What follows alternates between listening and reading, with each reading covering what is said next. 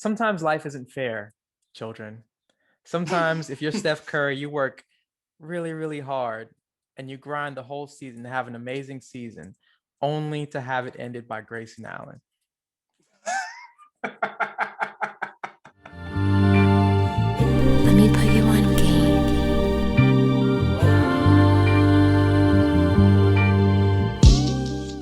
The first exciting thing that we can really get amped up about is the play-in tournament, because we Yeah. talked about it last pod, and last year was kind of a taste of it, just in an attempt to get teams who may not have had a chance to make that final push at the end of the regular season.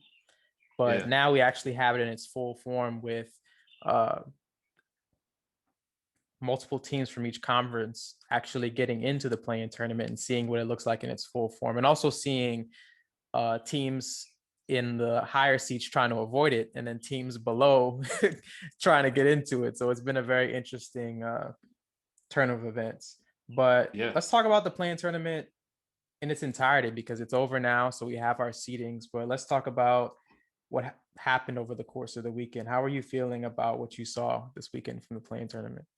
So this last week in the play-in tournament was fascinating. It was 4 nights of do or die basketball, which is always fun, which is always intense.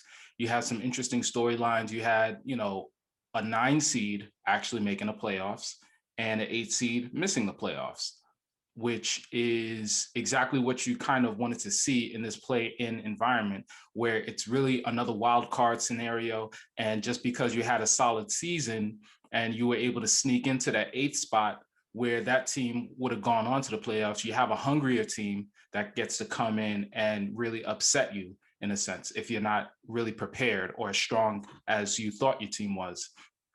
And then you also get just some extra basketball, some extra stakes, and I enjoyed it thoroughly, man. This was dope. Yeah, it puts all of these teams in a position where it all feels like game 6s and game 7s, which is awesome at the end of the regular season. The Eastern Conference wasn't incredibly interesting. I thought the matchups were potentially interesting, but the actual results of the games were kind of weird. You had the Pacers blowing out the Hornets and then proceeding to get blown out the very next game, which is a very Indiana Pacers thing to happen. But it was really, really odd. You had Jason Tatum putting up a 50 piece, but in a very unexciting game. Weirdly enough. And Kemba showed up to that game, actually. He did. Yeah, he had to, because without Jaylen Brown, the Celtics are a little bit shorthanded, because outside of those 3, their roster has some good pieces, but there's not too many other scorers, unless you want to talk about like maybe Evan Fournier, But that was the East was a bit of a weird occurrence, but you did get some good performances from Bradley Beal and Russell Westbrook. Russell Westbrook averaged 19, 11, and 10. So the usual triple-double. Beal was 24, 7, and 5, and very efficient. He looked a little gimpy in the first game, I thought. Like you could see him clutching at his hamstring, but I'm glad he was able to pull through, and glad the Wizards were able to get in, because I think that if you would have looked at where they started at the beginning of the season to where they ended up now, is kind of incredible, because they were the worst. I want to say at one point they were the worst team in the league. They were at the bottom of the standings, and Russ wasn't healthy. Bradley Beal was frustrated on the bench every game, and it just looked like it was just over for them. But that kind of speaks to what the value of the play-in tournament is on most seasons. I feel like they just kind of pack it in and call it a season at some point, but the play-in tournament gave them something to fight for. So it was good to see that. Yeah. And it's also fascinating because at one point, they were the 10th seed within like the final week of the playoffs, and they were able to catapult themselves into the 8th seed. So if in both environments, they would have been able to make the playoffs, whether it was no play-in or play-in, but at the same time, the play-in environment allowed them to have an extra home game, one, and then also allow them to, again, like you said, have something to fight for, where back when the season was really bad, maybe a Washington would have opted to trade a Bradley Beal mid-season to try to get some assets, or they would have said, okay, we're going to bench Russ and tell him, just relax for the rest of the season. But instead, they continue to fight, and you love to see that. I think that's why this tournament is important. The anti-tank mentality, Right. Yeah, you have a lot of teams that are in it trying to win. And let's go to the fun side, the West side. Yeah, West Side. Yeah, let's talk Warriors Lakers, man, because that's probably one of the best games of the season, to be honest. That was one of the big marquee matchups. I think the ratings did really well for that game. It was one of the best rated games of the year in terms of watchability, but it lived up to the hype. Yeah, it lived up to every bit of the hype. You had Steph being amazing. Some of the finishes he had around the rim and his, continued extraordinary shooting ability. You got like vital contributions from Andrew Wiggins. He was out there in his bag off the dribble, which is what's kind of so frustrating about Andrew Wiggins, is that you're just like, do that always, do that all the time. but he's quietly had a really good season. I think that we have to change our expectations about him, but I think he's actually become a really valuable NBA player and one of the best wing defenders in the league. And then you had Draymond like flying all over the court, playing excellent defense, passing the ball really well, and it made for a really interesting game. What did you see from the Lakers side of it? From the Lakers side, I saw a very gimpy Davis and LeBron hauling their way, grudging their way to get that win. And it was a real grinded out moment for them, but it shows to their character and their championship pedigree. Find a way to win. It may not look pretty, it may not look the best, but you just gotta do it. And I feel like we've seen that from LeBron over the last, I would say 7 years or so, maybe 6 years, where he, as far as the regular season goes, he has not had the best team for like the last 6-7 years.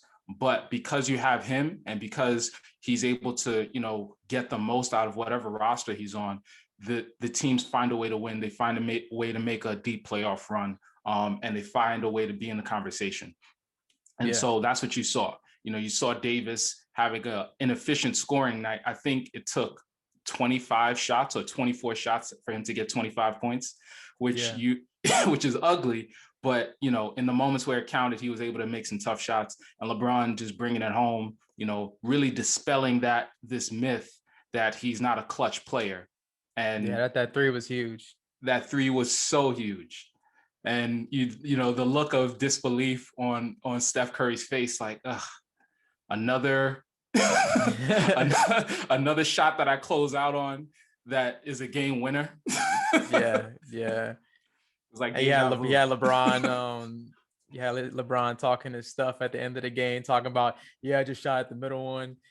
Playing up the dramatics. It sounded like he was, and after the three, he was even like, I couldn't see, but it sounded like it reminded me of Mike Tyson when he was after he won that fight. He was like, I broke my back. Final. that's what it felt like with Bron. But LeBron definitely has a flair for the dramatics. But either way, it was an incredible shot, and it was an incredible game to watch. It's discouraging but encouraging at the same time. I feel like it's discouraging in the sense that they have such a long way to go in terms of getting their chemistry together and getting on, getting the juices flowing and getting everything together.